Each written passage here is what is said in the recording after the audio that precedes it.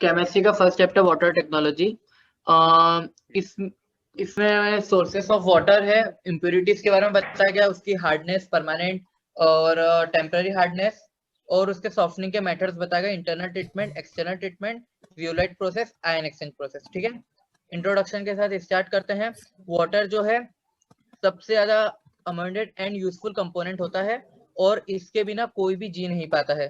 Plants और fruits vegetables में 90 से 95% वाटर कंटेंट होता है और ह्यूमन बॉडी में 60% कंटेंट होता है। अगर ऑल ओवर अर्थ के बारे में देखा जाए तो उसमें 75% वाटर है। एयर में भी 12 से 15% तक वाटर आता है। वाटर की एक बात यह है कि ये इंजीनियरिंग के लिए सबसे इंपॉर्टेंट मटेरियल है और इंडस्ट्री में भी इसका बहुत ज्यादा यूज होता है। वाटर के सोर्सेस दो हैं, सरफेस वाटर और अंडरग्राउंड वाटर। ठीक है, तो हाँ, सबसे पहले वाटर का सोर्स आता है रेन वाटर। रेन वाटर जो होता है वो natural purest form of natural water है। इसके अंदर गैसेस रहती है जैसे कार्बन डाइऑक्साइड, सल्फेट ऑक्साइड और NO2। इसके बाद आता है नेक्स्ट सोर्स रिवर वाटर। ये इसका जो कांटेक्ट रहता है वो सॉइल के साथ रहता है। जितनी डेप्थ में ये वाटर सॉइल के साथ कनेक्ट रहेगा, जितना ज्यादा इसका कांटेक्ट रहेगा, इसमें उतनी ज्यादा मिनरल्स और इम्प्योरिटीज इंक्लूड रहेगी। और कुछ रहते हैं chloride, sulphide, bromide, calcium, magnesium, ion और भी बहुत सारे ऑर्गेनिक मेटल। जितनी ज्यादा डेप्थ का पानी देखोगे वहां पे तो आपको ऑर्गेनिक मैटर उतना ज्यादा मिलेगा रिवर वाटर के अंदर। उसके बाद थर्ड सोर्स आता है लेक वाटर। लेक वाटर में मिनरल्स बहुत लेस अमाउंट में रहते हैं और उसमें ऑर्गेनिक मैटर की क्वांटिटी बहुत ज्यादा हाई रहती है। अभी तक यहाँ तक किसी को भी कुछ डाउट आ रहा है या समझने में प्रॉब्लम? नोट्स विजिबल है प्रॉपर? हाँ भाई। हाँ यस यस यस, आगे बढ़ो। हाँ विजुअल है, यस। हाँ, नेक्स्ट सोर्स है सी वाटर। ये नेचुरल वाटर का सबसे इम्प्योर फॉर्म आता है। इसमें 3.5% सॉल्ट डिजोल्व रहता है और जिस उस 3.5 में से 2.6% सिर्फ सोडियम क्लोराइड रहता है। इसमें sulphate of sodium, bicarbonates, potassium, magnesium and calcium के सल्फेट सॉल्ट्स रहते हैं। ठीक है, और इसमें जितनी आप टॉप पे देखोगे आपको डिसीज प्रोड्यूसिंग बैक्टीरिया मिलेंगे।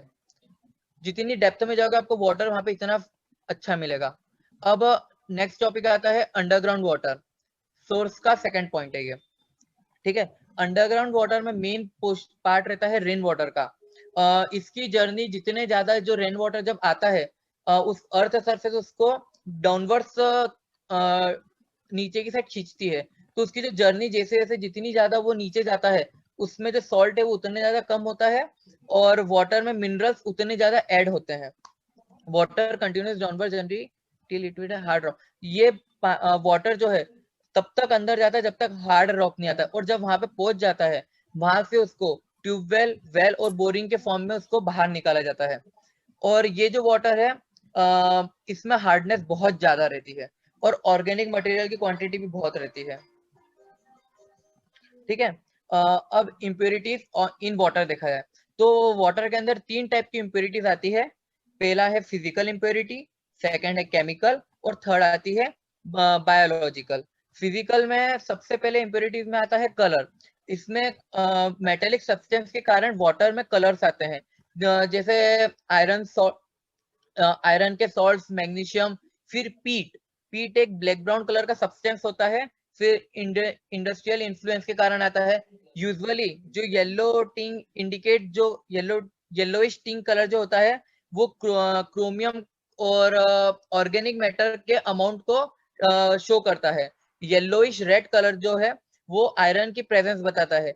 Red brown colour PT material को बताता है और ये पीटी ब्लैक ब्राउन कलर का एक सब्सटेंस होता है। ठीक है, नेक्स्ट आता है टर्बोडिटी। ये एक्चुअली कोलाइडल और जो उसके अंदर जो छोटे छोटे पार्टिकल्स रहते हैं ये उसके कारण आता है। Just like clay, slit, finally ये जो छोटे छोटे मेटल्स में जो डिवाइड होते हैं ये वाटर की ऑप्टिकल प्रॉपर्टी को शो करता है और लाइट जो है उसको अलग अलग पार्टों में बांटता है, जैसे स्कैटरिंग ऑफ लाइट। ठीक है, नेक्स्ट आता है टॉपिक अपना टेस्ट। जो बीटा टेस्ट है, इसमें जितने भी टेस्ट है उनको येलो से हाईलाइट करा है और उन किस चीज की प्रेजेंस बताता है उसको पिंक से करा है। Bitter taste iron, aluminium, magnesium sulphate और एक्सेस ऑफ लाइम इसको शो करता है। सोपी टेस्ट जो है वो सोडियम बाइकार्बोनेट को शो करता है। ब्रैकिश टेस्ट ये unusual amount of the salt रहते हैं जो एक्सेस में है उनको शो करता है। फिर आता है पेटेटेबल टेस्ट, ये कार्बन डाइऑक्साइड के जितनी ज्यादा डिसॉल्व होती है ये उसको शो करता है। फिर इनऑर्गेनिक और ऑर्गेनिक कंपाउंड को शो करने के लिए अगर उसमें एन, एस और पी सोडियम नहीं, नाइट्रोजन, सल्फेट और फॉस्फेट के जो जितने ज्यादा रहते हैं प्रोटीन और ऑर्गेनिक मटेरियल्स उनके कारण इसका इनऑर्गेनिक और ऑर्गेनिक चीज पता चलती है। नेक्स्ट आता है organic substance such as alcohol, aldehyde, phenol etcetera. India जो इंडस्ट्री रहती है उसके इन्फ्लुएंस के कारण इसमें ऑर्गेनिक सब्सटेंस जैसे एल्कोहल, एल्डिहाइड, फिनॉल्स वगैरह ऐड होते हैं जो कि बाद में वाटर बॉडीज के साथ फ्लो हो जाते हैं। ठीक है, ये सब अपने फिजिकल इंप्योरिटीज में आ गया। अपना नेक्स्ट आता है फिर केमिकल इंप्योरिटीज। इसमें सबसे पहला आता है एसिडिटी। वाटर में जो एसिडिटी है वो इंडस्ट्रियल वेस्ट के कारण आती है जैसे acids, mine, drainage, peeking liquids etcetera. इसमें CO2 की प्रेजेंस ज्यादा रहती है। फिर मिनरल एसिड रहते हैं जैसे H2SO4 और वीकली डिसोसिएट एसिड्स रहते हैं। Mineral acids are released when iron and aluminium salt hydrolyse. जब आयरन और एल्यूमिनियम के सॉल्ट जब हाइड्रोलाइज होते हैं तब ये एसिड्स, मिनरल एसिड्स रिलीज होते हैं। ठीक है, केमिकल इंप्योरिटी में सेकेंड टॉपिक आता है अपना गैसेस। और इसमें एटमॉस्फेयर में इम्प्योरिटीज में सबसे ज्यादा कार्बन डाइऑक्साइड रहती है और ये टेम्परेचर, प्रेशर, डिजोल्व मिनरल जो वाटर में रहता है ये उसके कारण अपने को पता चलता है, उस पे डिपेंड होती है। ठीक है, फिर कंसंट्रेशन जो उसमें रहता है एटमॉस्फेयर में ऑक्सीजन का, O2 का, वो भी टेम्परेचर, प्रेशर और सॉल्ट कंटेन इन वाटर पे डिजोल्व रहता है। O2 in industrial water is nonsense since is reduce corrosion reaction. ठीक है, ऑक्सीजन जो वाटर में था बहुत असेंशियल रहता है एक्वेटिक ऑर्गेनिज्म के लिए जैसे फिशेस और भी मतलब बहुत सारे जो एक्वेटिक एनिमल्स वगैरह रहते हैं उनके लिए। फिर थर्ड आता है अपना अमोनियम, सॉरी NH3। ये नाइट्रोजिनस ऑर्गेनिक मैटर जो रहता है ये उसके डिकम्पोजिशन से आता है और ये वाटर को पॉल्यूट करता है जैसे सीवेज में नाइट्रोजन वगैरह रहती है।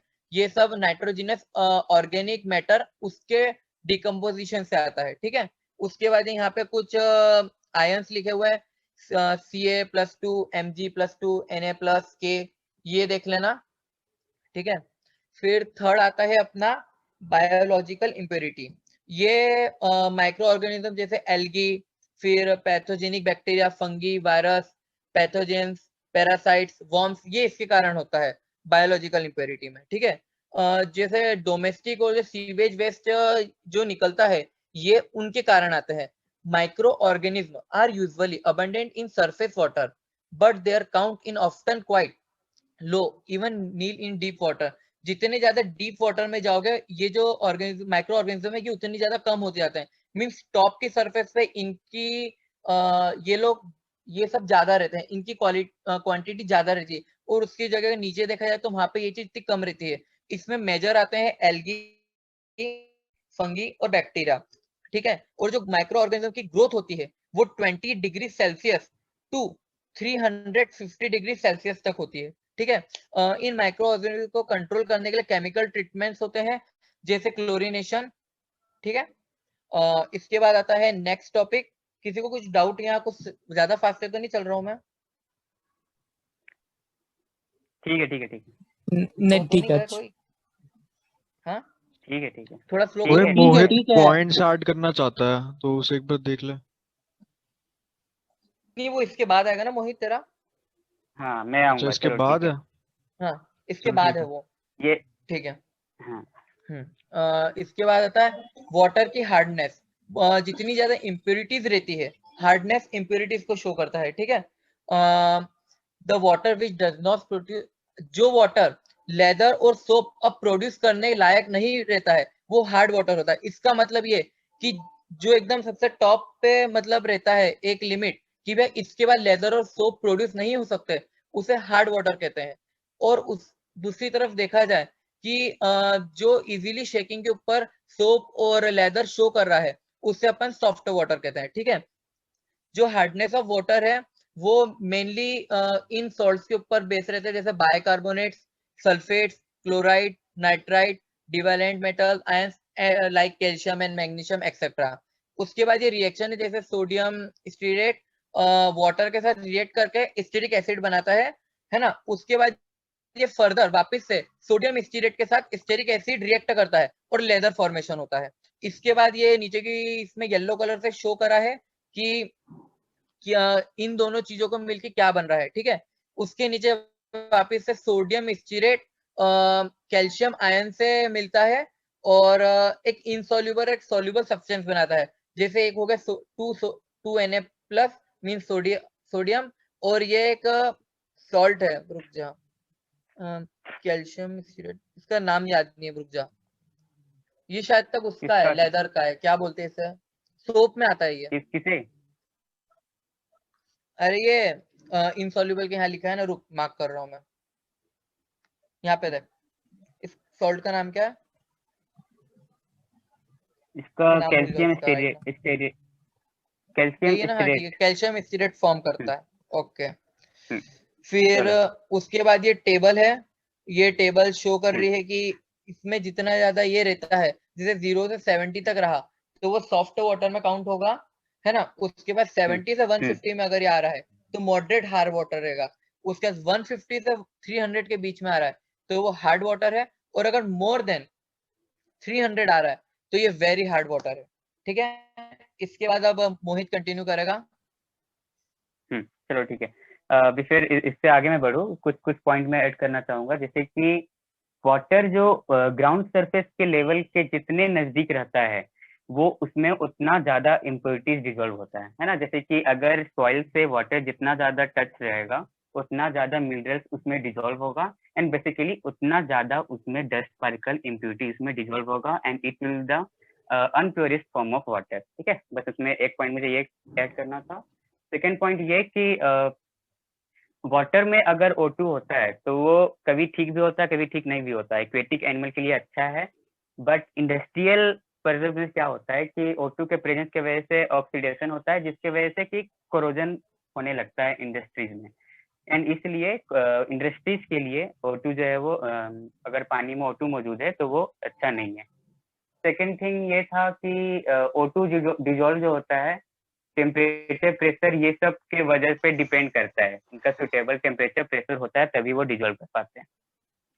इसके आगे बढ़े हम लोग, तो हार्डनेस का हम लोग बात करें तो हार्डनेस इज बेसिकली अगर वाटर के साथ इसका लेदर प्रोड्यूस हो रहा है, leather means white soluble substance like होता है, बबल होता है, वो अगर प्रोड्यूस हो रहा है तो मतलब कि वो थोड़ा ऊपर करना स्लाइड रौनक। रुक जा, ठीक, एक हार्डनेस हार्डनेस पे, हेलो, हाँ हाँ, हाँ बोल। और ऊपर करो हार्डनेस, हाँ हार्डनेस से जहाँ स्टार्ट हुआ है ना वहां से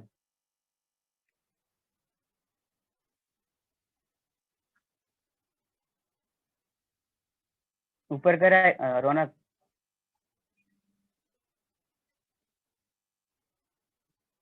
बस बस बस थोड़ा नीचे नीचे नीचे नीचे, हार्डनेस वाला टॉपिक है। हाँ ठीक है, तो टेम्परेरी हार्डनेस और बेसिकली हार्डनेस जो होता है दो तरह का होता है, temporary hardness and permanent hardness, है ना। तो टेम्परेरी हार्डनेस अगर सॉल्ट ऑफ कार्बोनेट मौजूद है किसी भी वाटर में तो उसे हम लोग टेम्परेरी हार्डनेस कहते हैं। क्यों टेम्परेरी हार्डनेस कहते हैं? क्योंकि इस तरह के वाटर को अगर हम लोग बॉईल करते हैं तो ये जो हार्डनेस होता है वो बेसिकली बहुत ही इजीली रिमूव हो जाता है, and therefore it is called temporary hardness, या इसी को हम लोग कार्बोनेट हार्डनेस भी कहते हैं। Now second one is permanent hardness. Carbonate के अलावा बाकी सभी जो सॉल्ट है लाइक सल्फाइड से क्लोराइड से एंड ऑल, तो बाकी सारे जो सॉल्ट है उन्हें हम लोग परमानेंट हार्डनेस कहते हैं, क्योंकि अगर हम लोग उन्हें बॉइल करते हैं तब भी वो इजिली रिमूव नहीं हो पाते हैं, therefore it is called permanent hardness. आगे बढ़ना है। हाँ रौनक ये कर हमारा रहा यहाँ है। पे रिएक्शन है। अच्छा रौनक कर रहा है। हाँ रौनक यहाँ पे आगे बढ़ो आगे बढ़ो। जो मैं पीडीएफ भेजा था वो डिस्प्ले लाओ, शेयर करो।